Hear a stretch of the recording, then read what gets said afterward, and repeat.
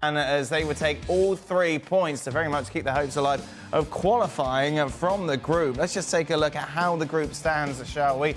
Earlier in the day, we saw Newcastle lose away against the Borussia Dortmund. We'll reflect on that and the chances of who's getting out of the group. But as it stands, it's Dortmund who are top, PSG, Milan and then Newcastle. Still very much all to play for in what is the marquee group in this Champions League round. Before we discuss, Greg, who's going through, let's welcome in, shall we, Frank Leboeuf. I almost forgot Frank.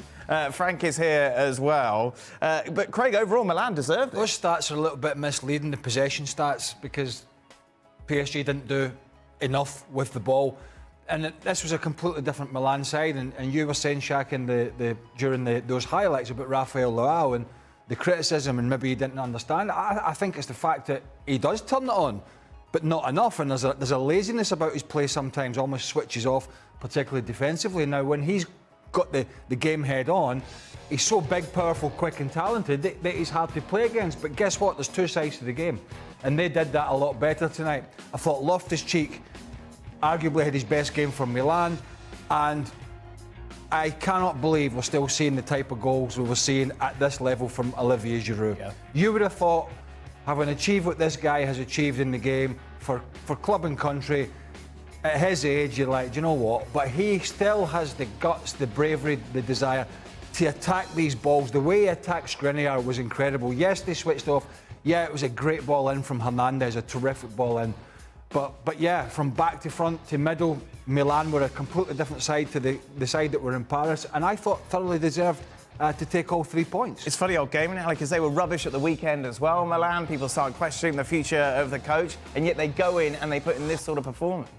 And that's what's frustrating about Milan, about Rafael Leao, that you see that there is indeed the potential for this team to be this version, to be a team that is going to fight, that is going to show endeavor, that is going to show work rate. In the case of Rafael Leao, as impressive as his goal might have been, what I really like from him today is that there was work to be done defensively, and he was covering the ground defensively to the point to where he won possession back, and now he's bringing the ball up with that long stride that he has. You see all the talent in full display from him, and you see it from Milan in fighting for every challenge, in fighting for every ball, defending. The way that they control Kylian Mbappe down that right-hand side or the left-hand side with Calabria and Reinders just coming over in a 2v1 situation, how they're working side to side, how they're working together in tight spaces.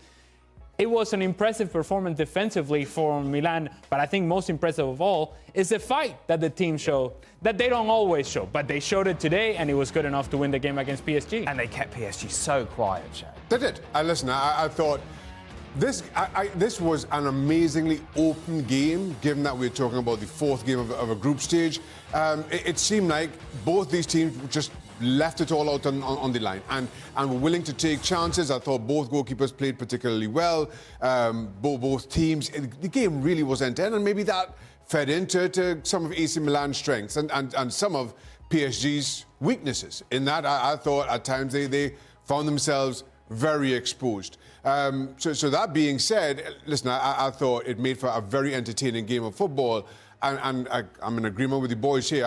One that AC Milan fully deserved to win. Frank, how disappointed were you with PSG overall today? Oh, big time. Big time, because at the beginning that was quite encouraging when I saw the commitment that the players were in, but after he vanished, and completely vanished, and I barely saw the 3 at front. Mbappe was, I would say, mostly inexistent the whole game with Kolo Muani. And Dembele is crazy. I want to call him, I've nicknamed him Almost.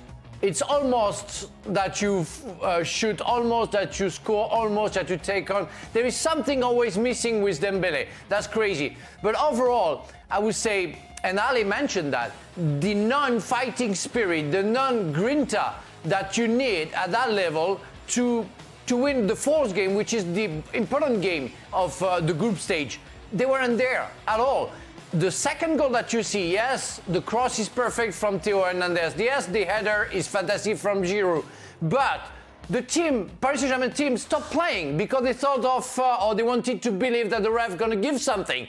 And you can check on the Newcastle Paris Saint-Germain Burns goal that they do the same. They stop playing at that level. They believe that stopping playing will push the ref to give a free kick. unbelievable. I saw that, and they showed on French TV the goal they conceded at Newcastle, exactly the same action, and they conceded the goal by Burn. That's unacceptable. That wasn't enough, and for sure, if they want to go through, they will have to find that fighting spirit, because otherwise they're gonna win maybe against Newcastle, maybe. But depending on the result of Milan and Dortmund, they will have to go to Dortmund, and that will be another story. When you're at home and the crowd are with you and you're controlling a game, and there isn't this expectation and pressure, I think it's a lot to ask of this midfield. The oldest is Vitinho at 23, Ugarte, the Uruguayan, is 22, Zaire Emery is 17. All very talented, but that's a lot to ask. You look at all the other teams in Europe, they've all got at least one or two really experienced players in there, whether it be Man City, whether it be Real Madrid, whether it be Barca, who've got a lot of kids, but they've got Gundogan at the moment because Frankie de Jong's out. All these teams have at least a bit of experience in there and now to go, right, you know, this is what we do in these scenarios. And I think that's going to be a big ask for them. I think it'll be enough to get them through. But I think tonight we saw a talented midfield, but one that is going to get left sort of on its own by some of this front three. And when you're at a place like the San Siro, where it was jumping tonight, and they did want to fight, I think that's the difficult ask when your oldest player in there is 23 years old. But it's no surprise, is it, that Dembele, Muani and Mbappe aren't helping out this midfield. So Luis Enrique surely has to preempt that. The frustrating part, and Frank mentioned it with a guy like Dembele, is that this is not new. See, I could have told you this a couple of years ago. He was doing this with Barcelona, the one in which he gets the crowd off their seat, but then they have to sit back down because they're not going to celebrate because the final product wasn't there. And you're seeing that from him as part of a characteristic of his game. It's who he is. Kolo Muani is still trying to figure out what his role is in this team. And Kylian Mbappe, I think today he was all too happy to be quiet. He did have a clear opportunity in the first half where he gets in behind a ball played in by Kolo Muani and he gets it all wrong. It could have been perhaps the chance that puts PSG up to 1. Maybe that changes the nature of this game. In terms of what you do with these guys, you're willing to accept that they're not going to give you all the work that you need defensively if indeed there is productivity in what they do in the final third. But if they're not doing what they're supposed to be doing or what you expect them to be doing in terms of that productivity, then yes, it does put a lot of pressure on this midfield and it does put a lot of pressure on the structure of the team. And this is what I'll say about PSG. There is very little structure to this team. This is not a team. This is essentially what we saw last year with Mbappe, Neymar, and Messi with lesser players. Dembele, lesser player. Kolo Muani, lesser player than both Messi and Neymar. And what's behind, while there is youth and there is a lack of experience, there's still not enough structure to this group in order to withstand these three guys working by themselves here, not helping back, and therefore having Ugarte running around all over the place, or Zaire Emery running all over the field, or whoever it may be. Whoever is in those positions, they're going to be under pressure. Whether it's youth or experience, they're going to have to cover a lot of ground because these guys are not covering the ground for them. Why was Mbappe so quiet today, Frank? That's a real question. That's a good question. You know, I thought with Calabria and the way that Calabria behaves defensively, I would have thought that he will try to take him on all the time because he's faster, is more powerful than him. Calabria will track his tricks as a real Italian, but it won't work because he will make so many fouls. But he didn't try anything. Yes, of course, Tomori was helping Calabria out and covered him, but it wasn't enough. He was getting the ball, doing like 2 tricks in front of Calabria, then giving the ball back. It was like he didn't want to play that game. Yeah, the pitch wasn't good.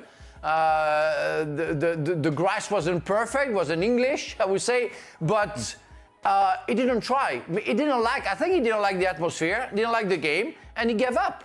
And that's not fair to his teammates, not fair to the viewers as well, and to his football. I was very disappointed. I said, at least you have to try a little bit. Depends what side, isn't it? Yeah, but it is. But he is pretty pathetic a lot of the times in his attitude. depends what Kylian Mbappe fancies. He's created this monster that people have allowed, and because he's so talented, he's going to. He knows he can get away with it, and he knows he'll get this big move. Let me tell you something. He'll put it in when he fancies it. I tell you why. He knows they might win League On this year, probably will. It's not going swimmingly at the moment. But I tell you what he does know, that they won't win the Champions League. He knows they're not going to win it. And so he'll But just... what sort of professional attitude is Well, that? Surely it's like, I'm the best listen. player in the world, I can help this team win the Champions League. He knows they're not going to win this. No chance, right? So he's up and down like a yo-yo, trust me. I think a lot of PSG struggles in the attacking third and leans into what Ali was talking about. I think the front three rely on their pace. And once that ball in behind wasn't on, once AC Milan figured out that all PSG's creativity is about finding that space in behind to pick out Mbappe, and once you cut that off, that there's nothing is going to happen. There's not a lot else is going to occur. And to Ali's point, when you had Neymar and had Messi, and while, yes, we criticize them and rightly so, they individually could make things happen. Now, again, between Kolo Muani and Dembele, they aren't that type of player. They are relying on room in behind. They are relying on their speed yet again. So once AC Milan figure that out, then all of a sudden there's not a whole lot else happening, and the game just kind of fizzled. What's an excuse?